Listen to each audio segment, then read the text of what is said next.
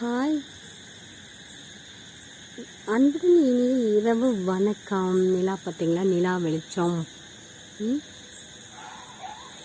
நல்லா பகல் மாதிரி, வெடிய காலம் மாதிரி சூப்பராக இருக்குது. நிலா பார்த்தீங்களா எப்படி நல்லா வெளிச்சமாக இருக்குன்ட்டு. இந்த மாதிரி நம்ம நிலா வெளிச்சத்தில் உட்காந்து சாப்பாடு எல்லாம் சாப்பிடுவோம் இல்லையா?